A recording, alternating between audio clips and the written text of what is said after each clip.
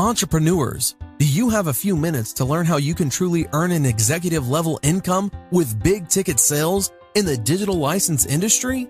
We're talking about 90% commissions on license fees for software, videos, and ebooks in bundles of $250, $500, $1,000, and $2,000.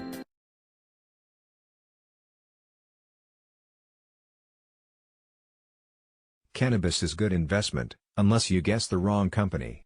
July 13, 2019. 5 minutes. Read opinions expressed by entrepreneur contributors are their own. A cascade of mergers, acquisitions and attempted hostile takeovers have roiled the cannabis industry over the past year. CNBC commentator Tim Seymour, whose day job is founder-CIO of Seymour Asset Management, discussed the future of M&A in the cannabis industry and the valuations of publicly traded cannabis stocks at the 2019 Benzinga Cannabis Capital Conference in Toronto, Canada. You're excited about M&A in the cannabis sector? Completely.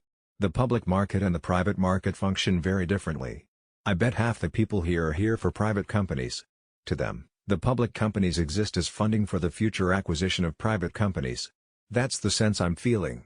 We've seen it over the past few months, with Cresco and Dorjan House for example. I think these deals will keep on coming.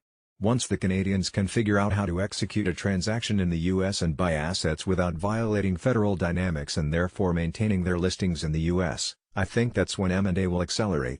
Ultimately, right now, this is a game for the lawyers.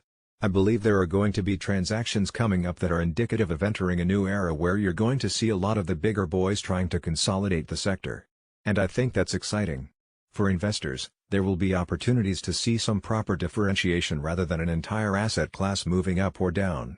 I think we're going to see some outperforming based on them being companies that are true operators and either might be targeted for a proper acquirer or there's a bit of a shakeout and so, relative value, rather than one tied to taking all bets.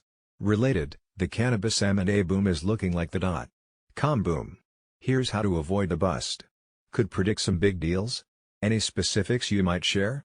If you talk to the folks in Canada, there's some urgency to take the next step in their leadership position in terms of their footprint.